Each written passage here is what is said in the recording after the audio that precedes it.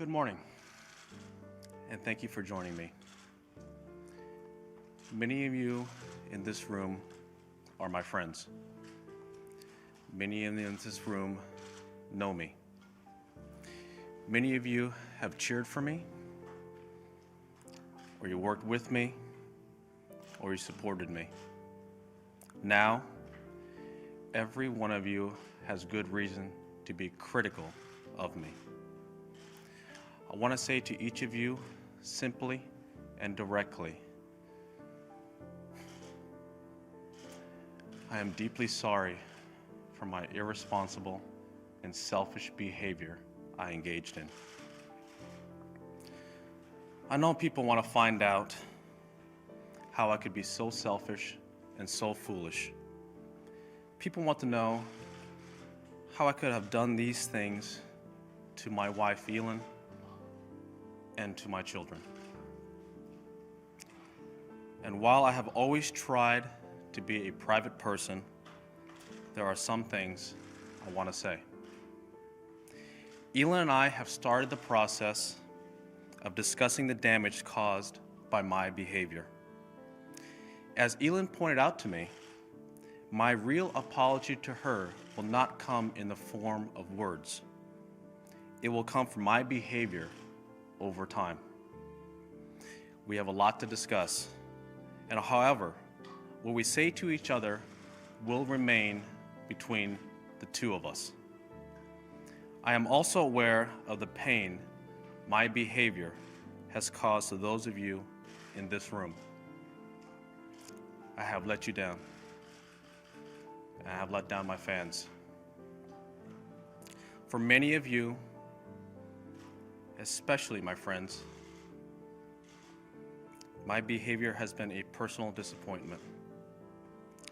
To those of you who work for me, I have let you down personally and professionally. My behavior has caused considerable worry to my business partners. To everyone involved in my foundation, including my staff, board of directors, sponsors, and most importantly, the young students we reach. Our work is more important than ever. 13 years ago, my dad and I envisioned helping young people achieve their dreams through education. This work remains unchanged and will continue to grow. From the Learning Center students in Southern California to the Earlwood Scholars in Washington, D.C., millions of kids have changed their lives, and I am dedicated to making sure that continues.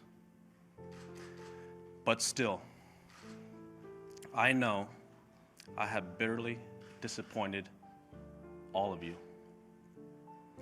I have made you question who I am and how I could have done the things I did. I'm embarrassed that I have put you in this position. For all that I have done, I am so sorry.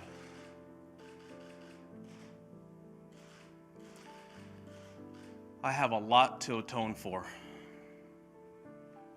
but there's one issue I really want to discuss. Some people have speculated that Elin somehow hurt or attacked me on Thanksgiving night. It angers me that people would fabricate a story like that. Elin never hit me that night or any other night. There has never been an episode of domestic violence in our marriage, ever. Elin has shown enormous grace and poise throughout this ordeal. Elin deserves praise, not blame. The issue involved here was my repeated irresponsible behavior. I was unfaithful. I had affairs. I cheated. What I did is not acceptable, and I am the only person to blame. I stopped living by the core values that I was taught to believe in. I knew my actions were wrong, but I convinced myself that normal rules didn't apply. I never thought about who I was hurting. Instead, I thought only about myself. I ran straight through the boundaries that a married couple should live by. I thought I could get away with whatever I wanted to.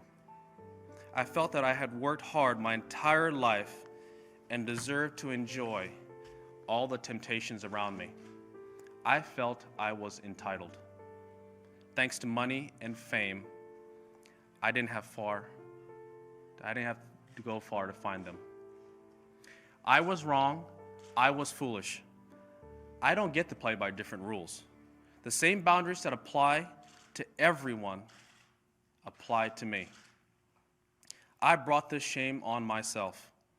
I hurt my wife, my kids, my mother, my wife's family, my friends, my foundation, and kids all around the world who admired me. I've had a lot of time to think about what I've done.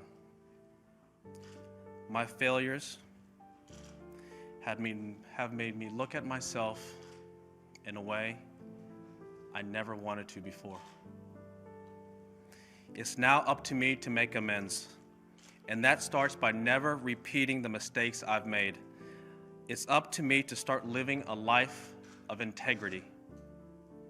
I once heard, and I believe it's true, it's not what you achieve in life that matters, it's what you overcome. Achievements on the golf course are only part of setting an example. Character and decency are what really count. Parents used to point to me as a role model for their kids. I owe all those families a special apology. I want to say to them that I am truly sorry. It's hard to admit that I need help, but I do. For 45 days, from the end of December to early February, I was in inpatient therapy, receiving guidance for the issues I'm facing. I have a long way to go, but I've taken my first steps in the right direction. As I proceed, I understand people have questions. I understand the press wants to ask me for the details of the times I was unfaithful. I understand people want to know whether Elin and I will remain together. Please know that as far as I'm concerned, every one of these questions and answers is a matter between Elin and me. These are issues between a husband and a wife.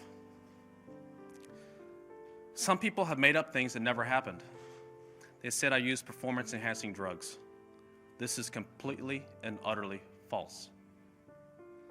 Some have written things about my family.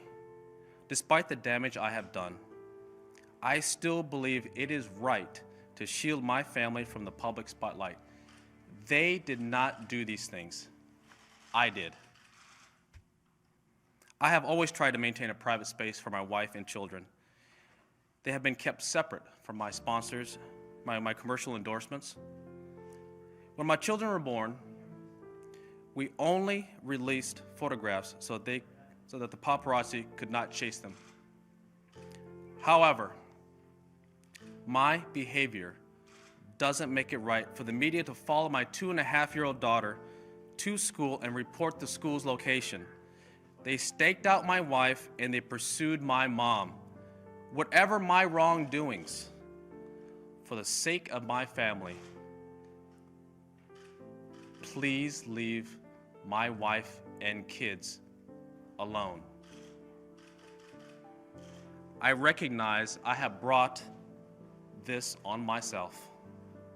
And I know, above all, I am the one who needs to change. I owe it to my family to become a better person. I owe it to those closest to me to become a better man. That's where my focus will be. I have a lot of work to do, and I tend to dedicate myself to doing it. Part of following this path, for me, is Buddhism, which my mother taught me at a young age. People probably don't realize it, but I was raised a Buddhist, and I actively practiced my faith from childhood until I drifted away from it in recent years. Buddhism teaches that a craving for things outside ourselves causes an unhappy and pointless search for security. It teaches me to stop following every impulse and to learn restraint. Obviously, I lost track of what I was taught. As I move forward, I will continue to receive help because I've learned that's how people really do change. Starting tomorrow, I will leave for more treatment and more therapy. I would like to thank my friends at Accenture and the players in the field this week for understanding why I'm making these remarks today.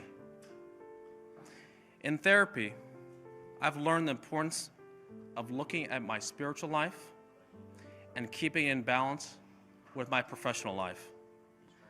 I need to regain my balance and be centered so I can save the things that are most important to me, my marriage and my children. That also means relying on others for help. I've learned to seek support from my peers in therapy, and I hope someday to return that support to others who are seeking help. I do plan to return to golf one day. I just don't know when that day will be. I don't rule out that it will be this year. When I do return, I need to make my behavior more respectful of the game. In recent weeks, I have received many thousands of emails, letters, and phone calls from people expressing good wishes. To everyone who has reached out to me and my family, thank you. Your encouragement means the world to Elin and me. I want to thank the PGA Tour, Commissioner Fincham, and the players for their patience and understanding while I work on my private life. I look forward to seeing my fellow players on the course. Finally, there are many people in this room and there are many people at home who believed in me. Today, I want to ask for your help. I ask you to find room in your heart to one day believe in me again. Thank you.